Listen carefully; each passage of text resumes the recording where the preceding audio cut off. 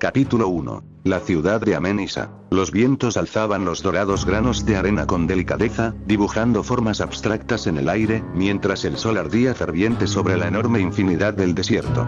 Y dentro de su vasta extensión, se alzaba una ciudad de pálida y dorada arquitectura, oculta durante siglos bajo la protección del dios de todo, Amón. Esta era considerada solo una leyenda por las ciudades vecinas, ya que desde sus inicios se había refugiado bajo el ala de Amón, quien para preservar su pureza, utilizó su poder para que todo aquel que no sea digno de ella jamás pudiese visitarla, tan solo verla como un inalcanzable espejismo. Mientras sus ciudades hermanas maltrataban y forzaban a otros hombres a trabajar para ellos, convirtiéndolos en esclavos, Amenisa vivía en completa armonía, todos sus habitantes colaboraban entre sí, solo el faraón se encontraba por encima de ellos, y sobre él, por siempre Amón. Pero la ciudad cayó gradualmente en la desgracia. Mientras una devastadora sequía comenzaba a consumirlos, ninguno de sus habitantes lograba entender por qué Amón los había abandonado y castigado, haciendo que el más preciado regalo de Ra sea lo que los destruiría.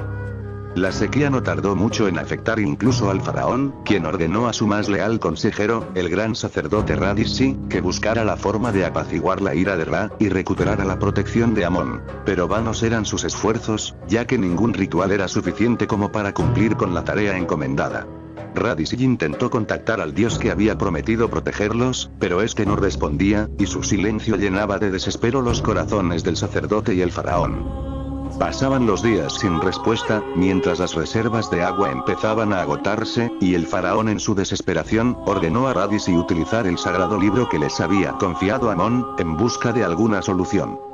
El sacerdote comenzó su búsqueda por las sagradas escrituras, forzando al límite su voluntad para no caer víctima del poder que en ellas residía, hasta dar con un peculiar pasaje en él.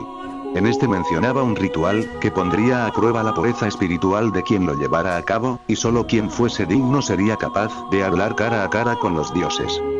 Radisi discutió sobre el ritual con el faraón, quien rápidamente inició la búsqueda de aquel que fuese idóneo para tal hazaña. Primero entrevistó uno a los habitantes de Amenis, a los cuales, si bien eran conscientes de la humildad y amor para su gente que tenía el faraón, estaban confundidos por tal acto. A todos logró entrevistar al cabo de una semana, y todos aprovecharon la oportunidad para pedir más agua para sí mismos y sus familias. Por más bondad que encontraba en su gente, en ella vislumbraba un atisbo de egoísmo, aunque no los culpaba por esto, sabía que ninguno de ellos podría lograr superar la prueba de los dioses. Intentando pensar sobre alguna posible solución, recordó a un niño al cual había escuchado. Este se había presentado junto a su padre en la audiencia.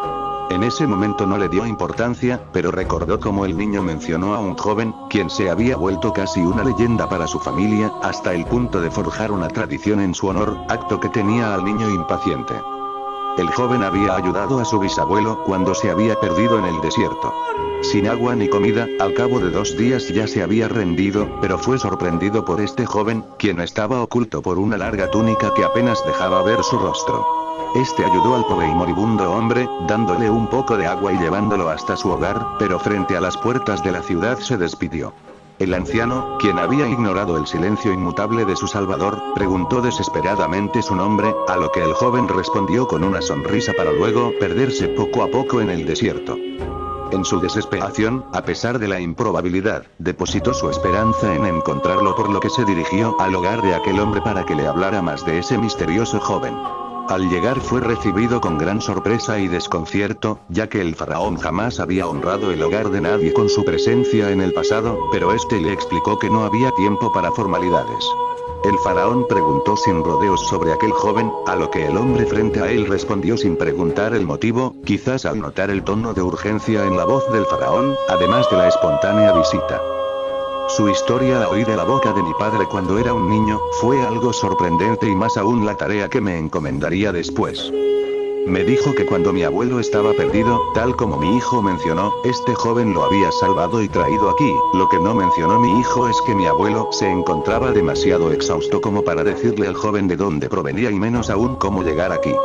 Sin embargo, el joven parecía saberlo todo, y sin dudar ni un segundo, emprendió el viaje ayudando a mi abuelo a regresar.